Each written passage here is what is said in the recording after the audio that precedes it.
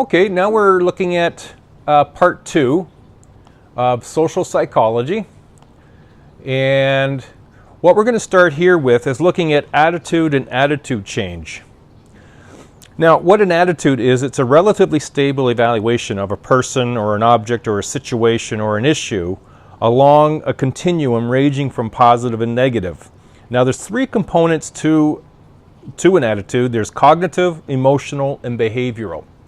Now, when we look at the sort of what is cognitive, well, this is the thoughts and beliefs about an attitudinal object, so it's just what goes on in our head about it.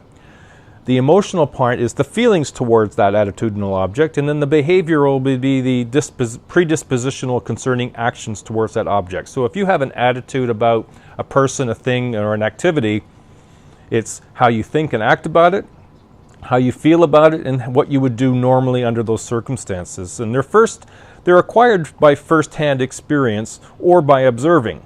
So you observe people, objects, situations, and issues, maybe mass media, and it's strengthened by associating with others who share them. So attitudes are something that we have, we learn them, and we develop them through the association with other people. And so here you're seeing this relationship between the 3 components of attitude. Now, a term that's coined in social psychology is what's called cognitive dissonance. Now, cognitive dissonance is the unpleasant state that occurs when people become aware of inconsistencies between their attitudes or between their attitudes and their behavior.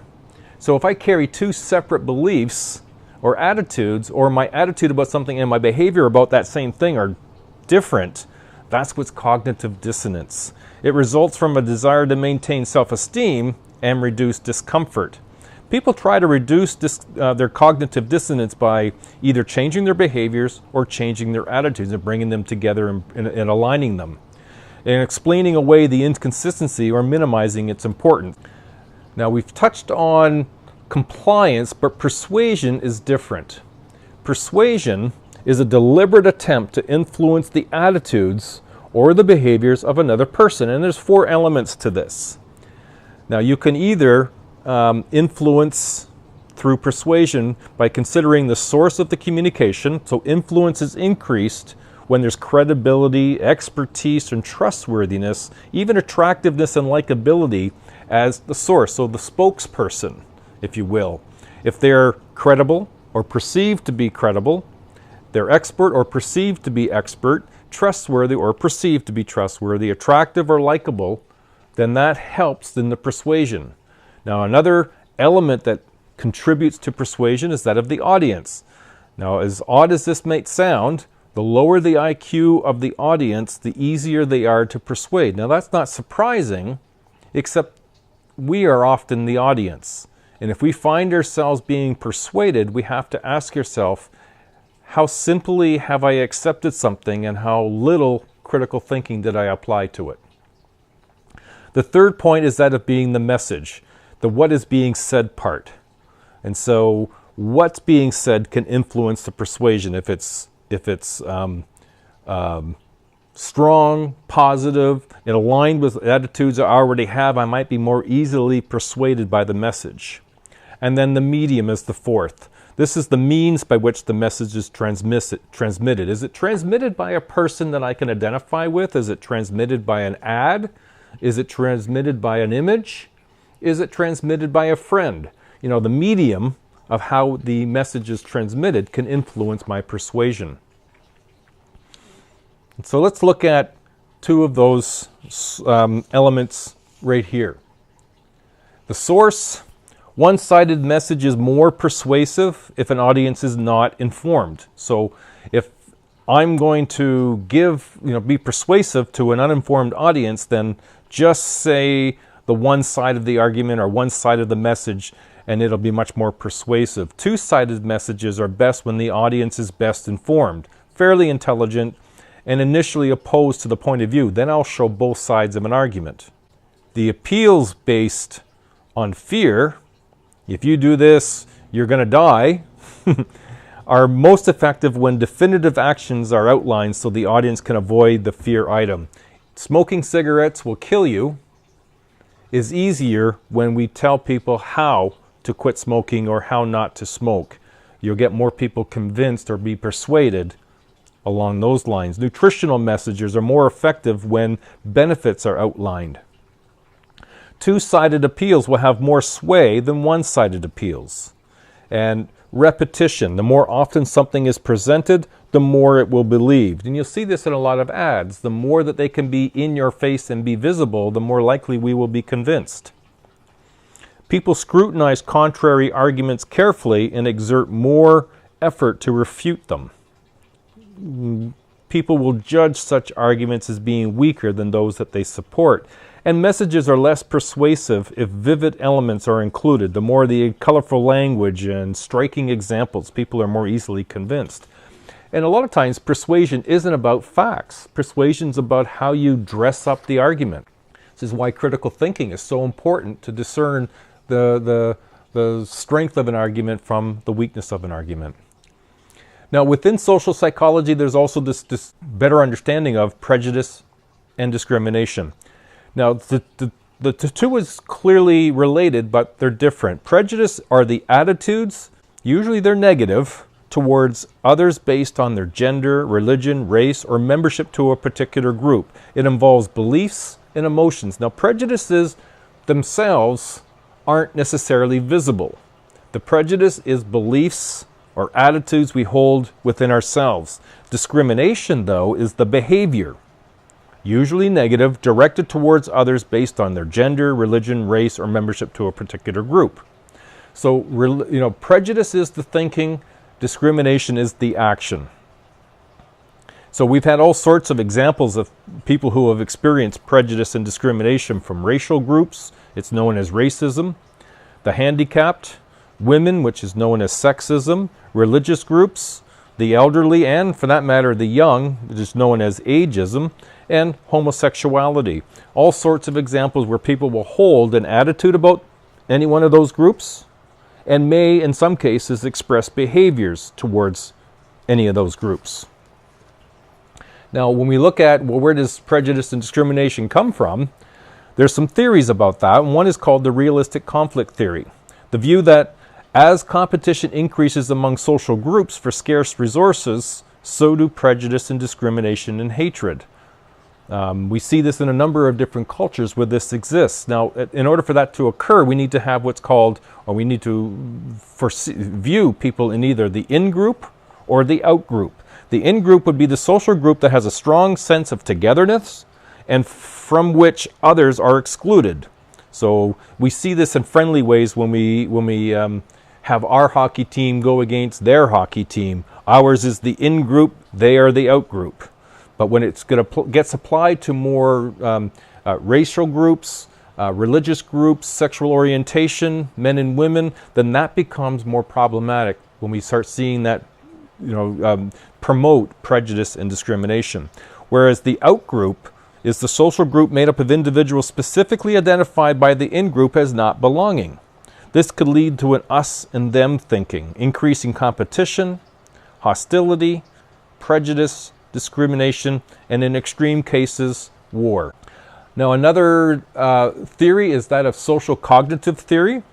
And here the mental process that people use to notice and interpret and remember information about the social world. So processes used to simplify, categorize, and order the social world are the same processes that distort our view. So social cognitive theory looks at the way we already do what we do in terms of organizing the world around us and the social world. Who's more likely me? Who's different from me? Who is us and who is them? And then applies the stereotype or this potential for stereotyping, where it's a widely shared belief about characteristics, traits, and attitudes and behaviors of members of a social group. So painting everybody with the same brush.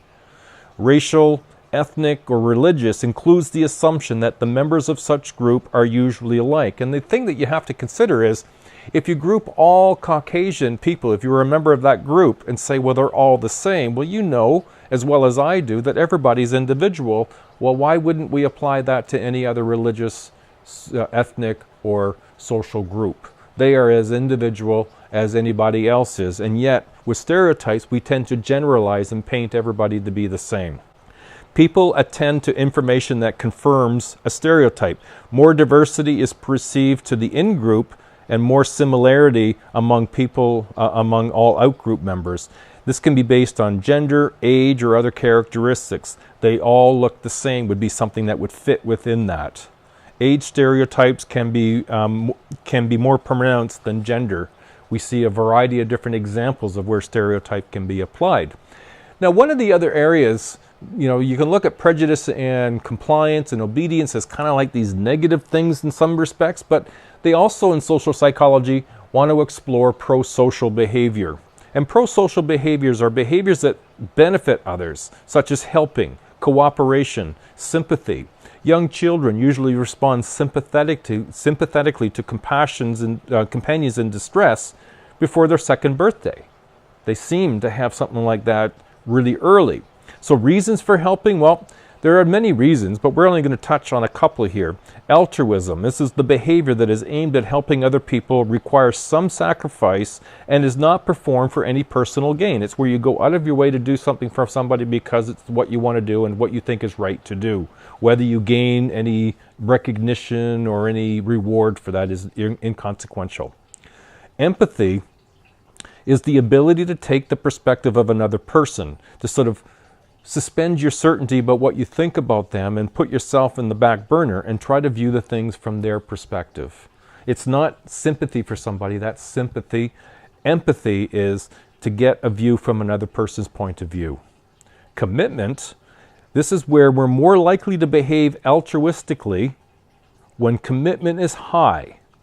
We're more likely to donate a kidney to a family member than to a stranger. Our commitment to our family is higher, and so we're more apt to do that. Our commitment is there. The social responsibility norm varies by culture. That is to say, not all cultures have the same level of social responsibility. In the U.S., more likely to help anyone in life-threatening situation, but only family members in moderate, dangerous situations, where in other cultures, they're more open to help anybody in need. Now, one of the things that's kind of a curiosity in social psychology, and one of the studies that they've done, is what's called the bystander effect. As the number of bystanders at an emergency increases, the probability that the victim will receive help from them decreases. And the help, if given, is likely to be delayed. So the more people who are witnessing an attack, the less likely the victim will get support. It seems peculiar, but it's been observed many times, and the research on it is wondering how come. And one of the explanations is what's called diffusion of responsibility. Feeling among bystanders at an emergency is that the responsibility for helping is shared by the group. Someone else must be doing something, so I won't bother duplicating that service. Makes each person feel less compelled to act if he or she is alone. She alone was to bear the responsibility. I must help. No one else can. If I had that attitude, I would act differently. When others seem common to conclude nothing is wrong and no intervention is necessary. Now, social psychologists have also tackled another issue or other issues, and one of them is that of aggression. And the definition is the intentional infliction of physical or psychological pain or harm on others. And it takes many forms, and it takes place in many situations. It can be at home, work, on the road, spectator sports. It's all over the place. And when we look at what reasons there might be, biological factors in aggression, Freud and Konrad Lorenz had some theories. Freud's instinct theory turned inward as self-destruction, turned outward as aggression or violence towards others, and he called that his instinct theory. Whereas Konrad Lorenz said inborn fighting instinct in many animal species, most social psychologists, aggression is more complex than both Freud and Konrad Lorenz suggested. Some of the genetic material says that meta-analysis twin studies estimate heritability of about half or 50% for aggression. The link for criminal behavior was also established. Adoptees with criminal biological parents are 4 times more likely to commit criminal crimes. Adoptees with both criminal biological and adoptive parents were 14 times more likely to commit crimes. So genes may increase sensitivity to models of aggression. They're not exactly sure how. One might be that low arousal to automatic nervous system is linked to antisocial and violent behavior. So seeking stimulation, excitement, and exhibiting fearlessness in the face of danger. So other possible causes for aggression, well, heredity. If one identical twin is aggressive, there's a 50% chance that the other twin will be aggressive as well. Adopted children's aggressive tendencies are more like those of their biological parents than that of their adopted parents. So with adopted children, it's their biology and their biological parents that have more influence on their aggressive behavior than their adopted parents, which suggests a heredity basis. Now, low arousal, this is people who are not easily aroused, so they don't get excited very easy, so they have low arousal. So when things get you really anxious, they're still calm. People with low levels of arousal seek stimulation and excitement to increase the arousal, so they need more, and sometimes aggression can be that more. High levels of testosterone have been correlated, testosterone with some forms of aggression, such as intimate partner violence in both men and women. The neurological factors where brain tumors and other neurological diseases have been linked to aggressive behavior, and as many of us probably already know, alcohol abuse. For some people who are intoxicated, committing the majority of murders and most other violent crimes. Other influences, frustration-aggression hypothesis. This is where frustration produces aggression, likely if it's intense, seems unjustified, and arouses negative emotions. Pain, loud noises, bad odors, and extreme heat are linked to aggression. So when the frustration level increases, pain, loud noises, bad odors, extreme heat, so does the aggression. And then also looking at scapegoating. Scapegoating is displaced aggression onto members of a minority group or other innocent targets not responsible for the frustrating situation. Children angry at parents may take it out on younger siblings as an example of scapegoating. And then lastly is the social learning theory of aggression, that people learn to behave aggressively by observing aggressive models and by having an aggressive response reinforced. Higher rates among groups and cultures that condone aggression. Bandura, who's a researcher, believed that role models, the family, media, elevate aggression. 1/3 of people abused go on to become abusers. 1/3 do not. 1/3 may if the stress levels are high enough. Majority of abused and neglected children do not become abusive. Some become withdrawn, isolated, and passive.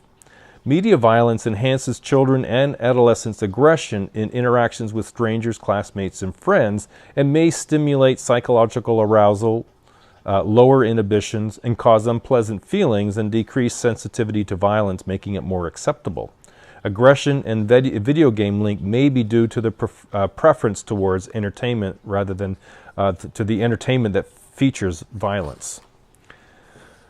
So that's the first part of social psychology as we look at it in here in Psychology 2. I hope that's been helpful, and we'll do the second video and post that as well as some of the additional videos that you can enjoy and sort of pick up some information for yourself. Good luck.